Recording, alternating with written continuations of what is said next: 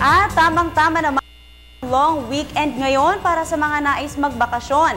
May isa kaming irerekomenda. Ito ay ang lalawigan ng Sultan Kudarat sa Mindanao na hindi lamang mayaman sa mga iyamang likas kundi pati na rin sa mga naggagandahang beaches. Atin itong bisitahin sa ulat ng aming kasamang si Eddie Arellano ng PTV Davao.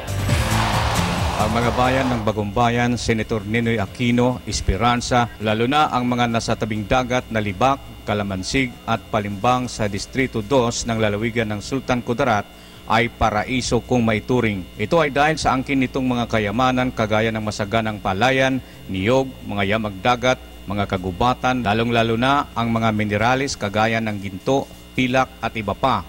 Ayon kay Dato Michael Abasquida, Mindanao President ng Irrigators Associations, na ang bayan ng Calamansig ay ang tutuong tuna capital ng bansa dahil dito nanggagaling ang tuna at hindi sa General Santos City.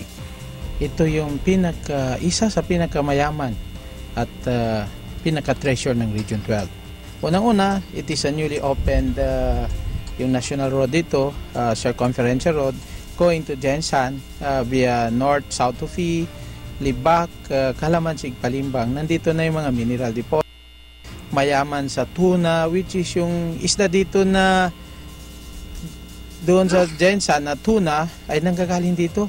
Dagdag panikida na ang Distrito 2 ay biniyayaan din ng humigit kumulang 1,000 ektaryang palayan na kayang bumuhay sa lahat ng mga tao sa Mindanao. Ang mga palay dito ay malimit ibinibinta sa Cebu. Malaki rin ang pasasalamat ng mga irrigators associations ng lalawigan dahil sa suporta ng provincial government ng Sultan Kudarat sa pangunguna ni Governor Suharto Teng Mangudadato na walang sawang tumulong sa kanilang hanay upang mapanatili ang kanilang saganang ani. On the side of Irrigator Association, we have more than 1,000 irrigable area, which is more than enough to feed 4 municipalities. Why I said 4 municipalities? This included Calamansig, Libak, North Tupi, South Tupi, and panglima pala ang Dato Blasensio. Sa ginawa po ng ni Commanding General Balutan na yung bayanihan approach ay malaking tulong sa pamumuno ni Governor Mangudadato na dati na nila itong pinatahimik.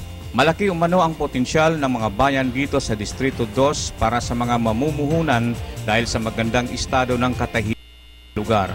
Para sa Telebisyon ng Bayan, Eddie Arellano.